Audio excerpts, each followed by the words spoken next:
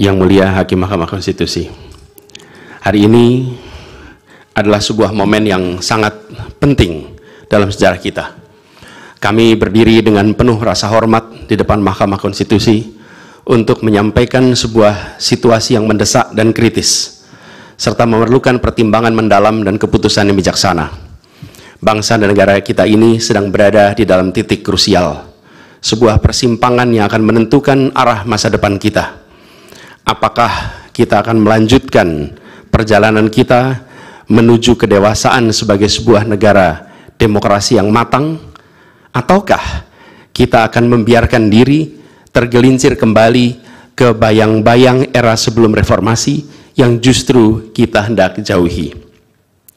Kita dihadapkan pada pertanyaan-pertanyaan fundamental yang menentukan, apakah Republik Indonesia yang kita cintai ini akan menjadi negara yang menghargai dan memperjuangkan konstitusi sebagai pilar tertinggi demokrasi kita atau rule of law? Apakah kita akan mereduksi konstitusi menjadi sekedar alat untuk pelanggengan kekuasaan tanpa pengawasan, rule by law?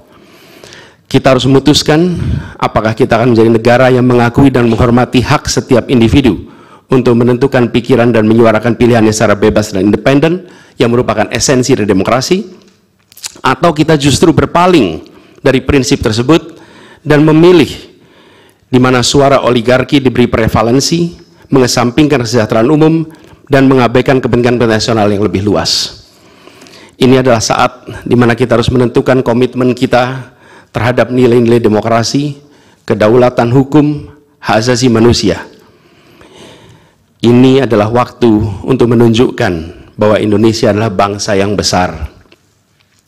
Bangsa yang besar bukan hanya dalam aspek wilayah, bukan hanya aspek populasi, bukan hanya aspek angka-angka ekonomi, tapi juga bangsa yang besar karena kebijaksanaannya, karena keberaniannya, karena integritasnya di dalam menegakkan demokrasi dan konstitusi. Yang mulia Hakim Mahkamah Konstitusi, sejak zaman pra-kemerdekaan, bangsa dan negara kita telah menapaki berbagai persimpangan krusial yang menentukan arah dan nasib bangsa Indonesia. Tidak semua keputusan-keputusan yang dibuat adalah keputusan yang tepat. Sebagian adalah keputusan yang tidak tepat. Dan itu dicatat di dalam sejarah kita. Semua yang terlibat dicatat sebagai bagian dari perjalanan sejarah Indonesia. Karena itu, saat yang berharga ini, kita juga dihadapkan pada kenyataan yang sama. Peristiwa yang sedang berlangsung hari-hari ini akan menjadi bagian dari catatan sejarah perjalanan Republik kita, sebagaimana perjuangan kita sejak pra-kemerdekaan. Ini adalah saatnya bagi kita di persimpangan yang kritis ini untuk mengambil pelajaran dari sejarah, berdiri dengan keberanian moral dan intelektual untuk menentukan masa depan kita dengan keputusan yang akan memperkuat pondasi demokrasi, memperkuat pondasi keadilan di dalam negara kita. Yang mulia Hakim Mahkamah Konstitusi, kita telah menyaksikan berjalannya satu babak penting dalam demokrasi kita bulan lalu, yaitu proses pemilihan umum yang angka suaranya telah diumumkan secara resmi oleh Komisi Pemilihan Umum. Tapi perlu kami garis bawahi dan kita semua sadari bahwa angka suara tak mutlak menentukan kualitas dari demokrasi. Tak otomatis mencerminkan kualitas secara keseluruhan. Setiap tahapan proses pemilihan, mulai dari persiapan awal hingga pengumuman, haruslah konsisten dengan prinsip-prinsip kebebasan, kejujuran, keadilan. Dan prinsip-prinsip ini bukan formalitas, ini bukan sekedar ada di teks, tapi ini pondasi esensial yang harus dijaga untuk membangun dan memelihara sistem demokrasi yang sehat, yang stabil, dan yang berkelanjutan. Pemilihan umum yang bebas, jujur, adil adalah pilar yang memberi legitimasi kuat pada pemerintahan yang terpilih, yang bisa membawa kepercayaan publik serta memperkuat pondasi institusi pemerintahan. Tanpa itu, legitimasi, kredibilitas dari pemerintah yang terpilih akan diragukan. Lebih jauh lagi, pemilihan yang dijalankan secara bebas, secara jujur dan adil adalah sesungguhnya pengakuan atas hak dasar setiap warga negara dalam menentukan arah dan masa depan negara mereka sendiri. Ini adalah wujud tertinggi dari kedaulatan rakyat, di mana setiap suara dapat disampaikan dan dihitung tanpa tekanan, tanpa ancaman, tanpa iming-iming imbalan. Pertanyaannya, apakah Pilpres 2024 kemarin telah dijalankan secara bebas, jujur, dan adil? Izinkan kami menyampaikan jawabnya, tidak. Yang terjadilah sebaliknya. Dan ini terpampang secara nyata di hadapan kita semua. Kita menyaksikan dengan keprihatinan mendalam serangkaian penyimpangan yang telah mencoreng integritas proses demokrasi kita. Mulai dari awalnya, independensi yang seharusnya menjadi pilar utama dalam penyelenggaraan pemilu telah tergerus akibat intervensi kekuasaan yang tidak seharusnya terjadi. Di antara penyimpangan yang kita saksikan adalah penggunaan institusi negara untuk memenangkan salah satu calon yang secara eksplisit tidak memenuhi kriteria yang ditetapkan. Terdapat pula praktek yang meresahkan, di mana aparat daerah mengalami tekanan, bahkan diberikan imbalan untuk mempengaruhi arah pilihan politik, serta penyalahgunaan bantuan-bantuan dari negara, bantuan sosial yang sejatinya diperuntukkan untuk kesejahteraan rakyat, malah dijadikan sebagai alat transaksional untuk memenangkan salah satu calon. Bahkan intervensi ini sempat merambah hingga pemimpin Mahkamah Konstitusi. Ketika pemimpin Mahkamah Konstitusi yang seharusnya berperan sebagai jenderal benteng pertahanan terakhir menegakkan prinsip-prinsip demokrasi terancam oleh intervensi, maka pondasi negara kita, pondasi demokrasi kita berada dalam bahaya yang nyata. Lebih jauh lagi, skala penyimpangan ini tidak pernah kita lihat sebelumnya, Yang Mulia.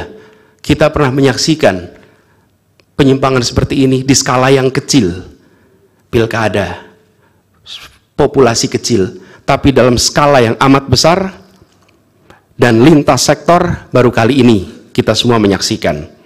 Karena itulah nanti izinkan kami nanti melalui tim hukum nasional dan Timnas Amin akan menyampaikan seluruh argumen dan bukti-buktinya atas penyimpangan dan pelanggaran kepada Yang Mulia Majelis Hakim Mahkamah Konstitusi ini. Kami, waktunya 2 menit lagi. Yang Mulia Hakim Mahkamah Konstitusi yang kami hormati, kami muliakan. Apa yang kita saksikan ini bukanlah peristiwa biasa. Ini adalah titik klimaks dari sebuah proses yang panjang.